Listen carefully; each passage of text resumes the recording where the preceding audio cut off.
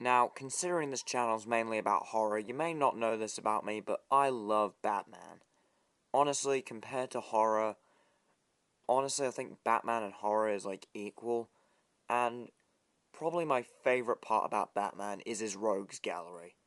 And, honestly, I want to see these guys in movies. Now, this video was originally about villains that I would bring into the Dark Knight trilogy, because that's my favorite Batman media. I mean, that tied with the Arkham games.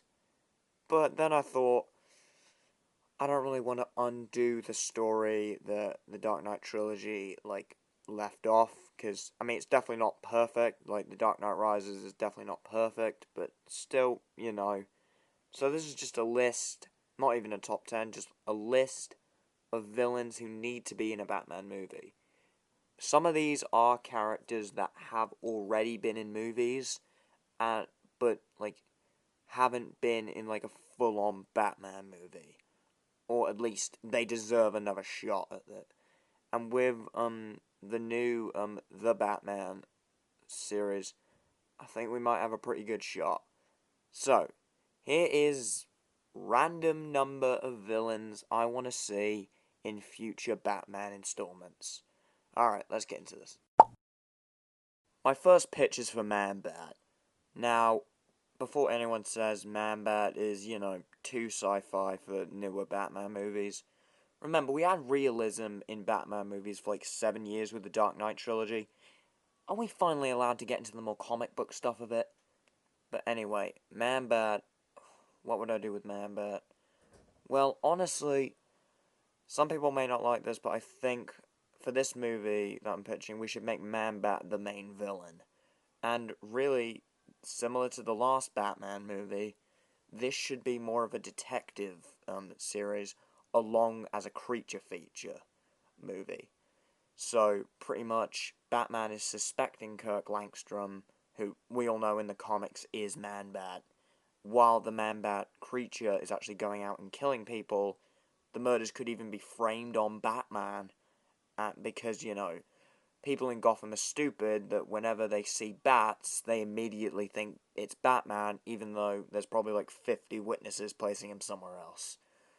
So, but my big idea, now some other people have had this idea, but my big idea is that we mislead it a little bit.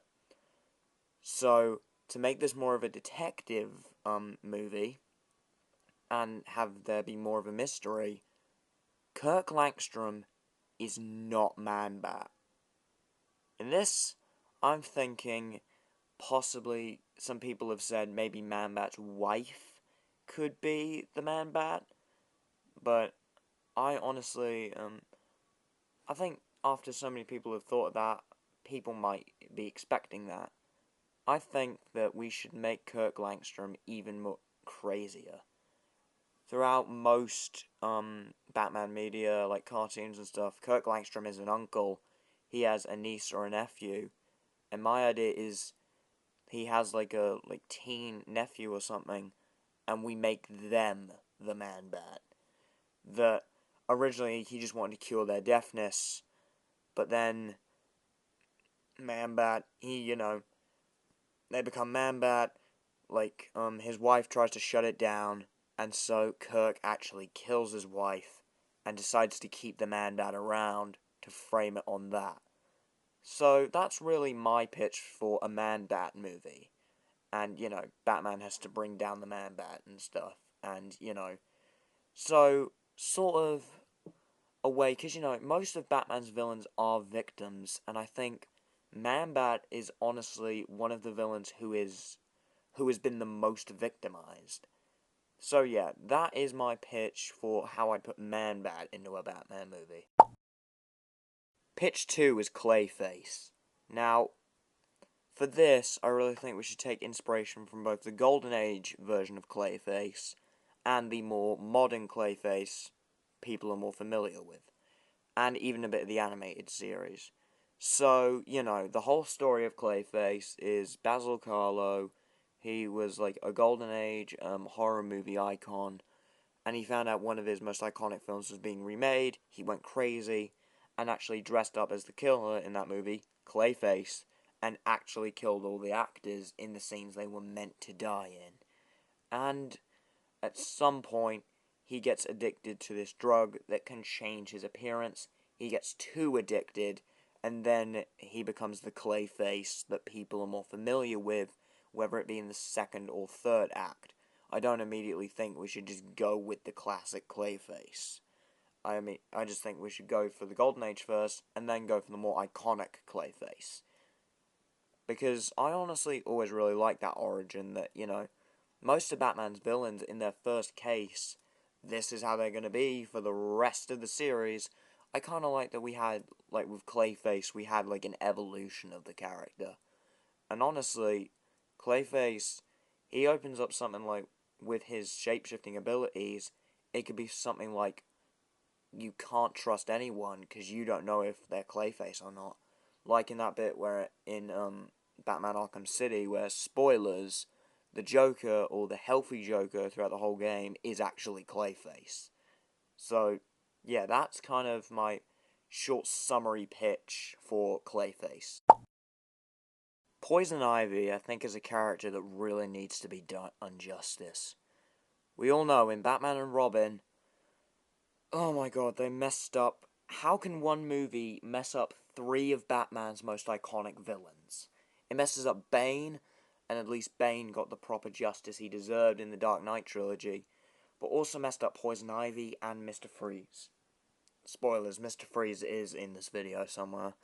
But Poison Ivy, honestly, I feel like she really needs her own movie. She doesn't need to share the spotlight with anybody. She should be the main villain, no question about it. And honestly, I think you can tell a really interesting story about this character, because Poison Ivy is a flawed character. She's not necessarily a villain, but she's definitely not a hero. That Poison Ivy to me is just, we could make her like a little misguided and actually show, similar to how in the animated series with what's her name, Ace or something, Batman genuinely wants to help Poison Ivy, but has to stop her. So similar to how Poison Ivy is portrayed in the Arkham series, Ivy could go from hating humanity to actually helping Batman save it near the end of the movie. But that doesn't mean we obviously don't make Poison Ivy a sadistic, insane character, because, she is. And, no, I'm not even gonna say that. But anyway, yeah, for me, just Poison Ivy is a character that really needs to be done justice in movie form.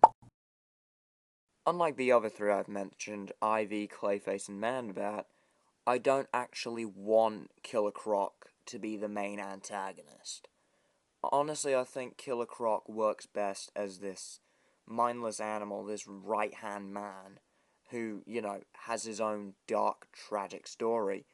Or just, a kind of beginning villain. So, say we put Killer Croc in the Poison Ivy Batman movie. So before Ivy happens, Killer Croc is still active and killing people. But in the first 20 minutes of the movie, Batman catches him.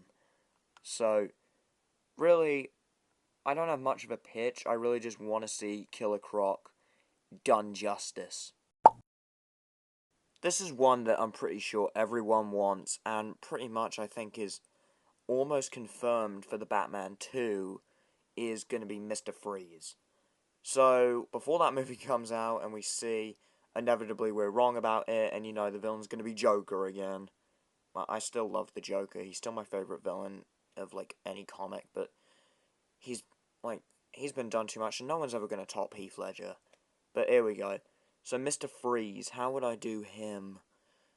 Really, honestly, for a Mr. Freeze movie, I think Mr. Freeze, it should be commentary on how, now, medical resources are very limited.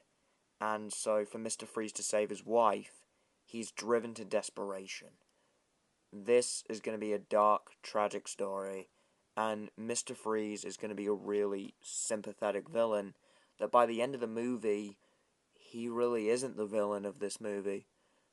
Also, we have the opportunity now, because we had like a 15 rating for the Batman now. We have an opportunity to crank up Mr. Freeze's like freeze ray and really make it dark.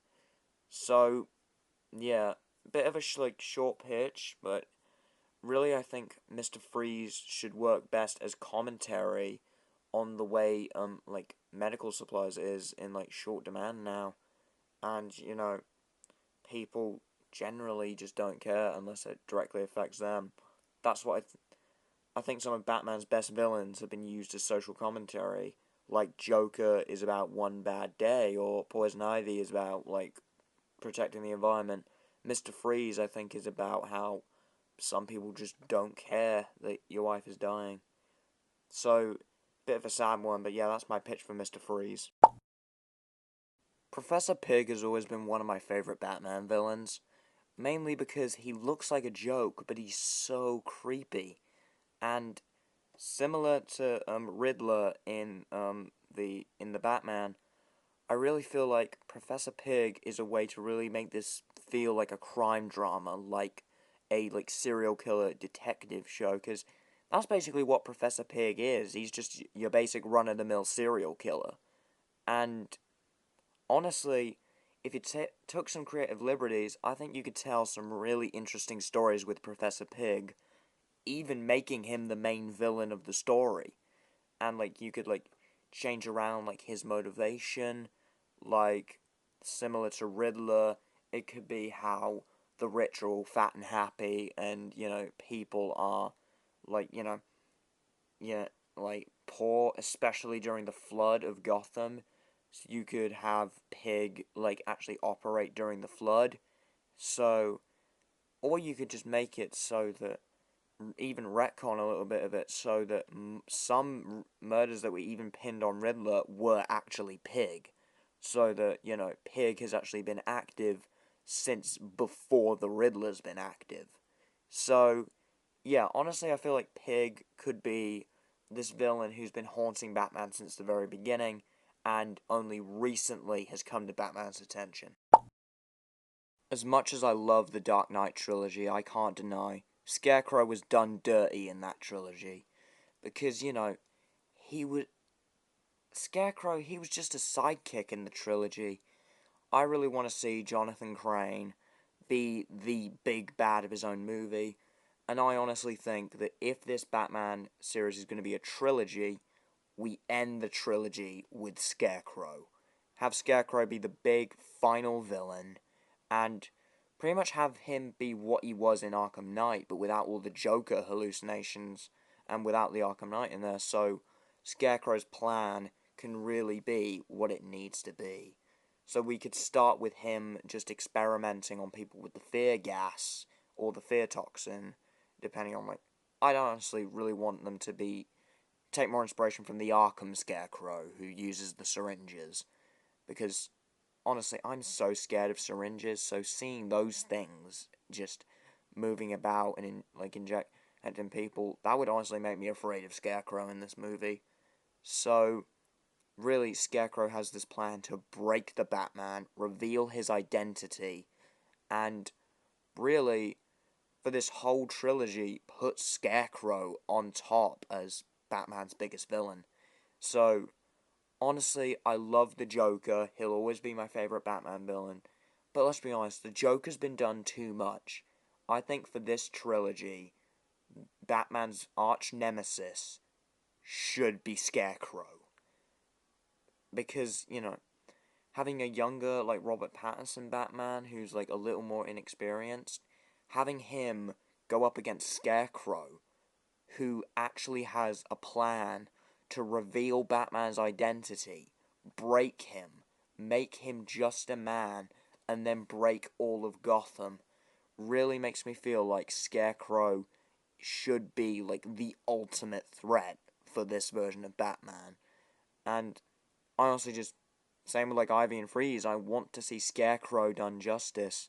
And I think the only way to do that is not just make him the main villain of one movie, but make him the final villain of the series. hope you enjoyed this, and these aren't really all the villains. Like, I wanted to put in, like, Hush, Victor Zsasz, and Hugo Strange, but, you know, I couldn't come up with a pitch for them, so, you know, and honestly, I wanted to put in Joker, and honestly, I really like what Barry Keoghan's doing with the Joker, but, you know, no one's ever going to top Heath Ledger, and really, Joker's been done too many times. He's been done too well too many times, and you either have a great Joker who's compared to Heath Ledger and Jack Nicholson and can never shake that curse, or you have a Jared Leto thing where you have a bad Joker too early on in the series. I kind of want to make this thing have it be its own identity. That's why I thought having the final villain should not be Joker and be Scarecrow, and like similar to what like Arkham Knight did, but keep the Joker's presence completely out of Scarecrow's big moment. So really, yeah, how would you handle Batman villains in the Robert Pattinson series, or really just how would you do these villains in a movie? I'd love to hear it. Put it in the comments if you want, and let me know if like you want to see more videos like this on the channel. I'm still making like horror and Left Forgotten stuff, but you know, the first episode of Left Forgotten might be coming out really soon, so keep your eyes peeled for that. But yeah, so those are my pitches for Batman villains in Batman movies.